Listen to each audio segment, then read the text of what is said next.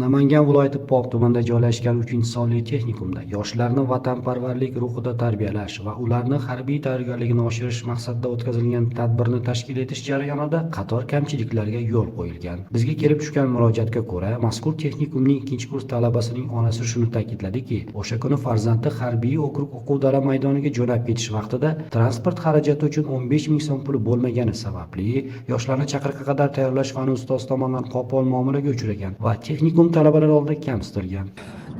Nima gapirasan boshqa to'da deb o'dag'alar ketdi. Keyin men jahlim chiqib aytdim. Men borishga pulim yo'q, menga aytilmaganini keyin men yoqamdan olib o'rtaga olib chiqdi-da, hamma oldida sharmandaroq o'rtaga olib chiqdi. Keyin olib chiqqandan keyin yoqdan direktorlar va zamdirektorlar kelib menga baqirib ketgan. Keyin direktor xonasiga, bor xonamga olib kirib ketdi. Kelmagan kunlarni ko'tarib hammasiga jarima solib beramiz degan. Xonasiga olib kirib, nimasan, uni zo'rmisan deb, nimaga olib kelmaysan? Shu guruh rahbarim aytilmagan bo'lsa ishdan bo'shatamiz deb menga aytgan. Endi ishdan bo'shatsa, shu guruh rahbaringning oilasini sen boqasan deb menga shuna deyishgan. Keyin bolalar hammasi ketgan. Endi kollejda 2-kurslardan bitta o'zim qolganman. O'zim qolganimdan keyin bo'ldi, senga ruxsat ketavergin deyishgan.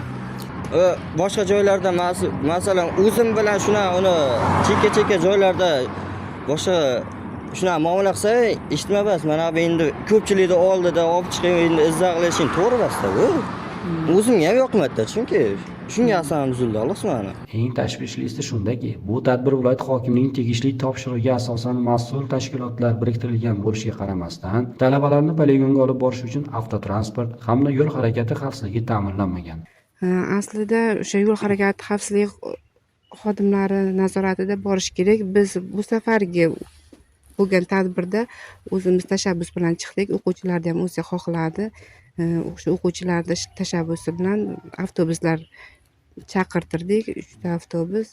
Mana shu avtobusda olib borib keldik o'quvchilarni. Qanaqadir ko'ngilsizlik holatlari bo'lsa, bu qanchalik ona sifatida uni qabul qila olasiz? To'g'ri, bu ona sifatida qiyin holat, lekin buni o'zi talabi bo'yicha o'sha talab nazoratga bo'yicha olish kerak. nazorat bo'yicha olib borish kerak degan gapmiz.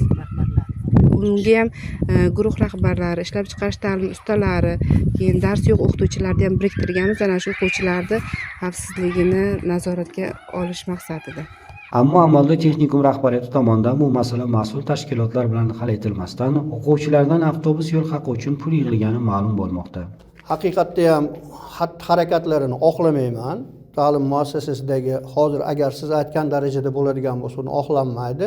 Chunki tuman hokimliklari tomonidan avtobuslarni tashkil qilinib, u o'quvchilar yo'l harakati xavfsizligi xodimlarini kuzatuvi ostida borib kelinishi belgilangan. Endi bu yerda alohida topshiriq, bu pul yig'ib, avtobusga pul yig'ish boshqa to'g'risida ko'rsatma hech qayerda yo'q. Lekin bizni boshqarmamiz tomonidan haqiqatda o'sha viloyat hokimining tegishli qarori, tegishli grafik ta'lim muassasasiga yetkazilgan, belgilangan muddatda ijroga yo'naltirilgan. Bugungi kundagi, ya'ni yuqoridagi qaytaraman, xatti-harakatlarini oqlamayman. Ta'lim muassasasida kim mana shu jarayonga aralashuvi bo'lgan bo'lsa, hattoki rahbarigacha bo'lgan instansiyada biz o'zimiz xizmat tekshiruvi o'tkazib, tegishli chorasini belgilab beramiz. Ta'lim muassasalarida o'tkaziladigan har qanday ommaviy tadbirlar avvalo xavfsizlik talablariga to'liq javob berishi shart. Aks holda bu kabi holatlar yoshlar hayoti va sog'lig'iga jiddiy xavf tug'dirishi mumkin. Mazkur holat yuzasidan mas'ul tashkilotlarning munosabatini kutib qolamiz. Azim Madaminov, Asadbek Saidahmatov, Vaqt informatsion dasturi uchun Namangan.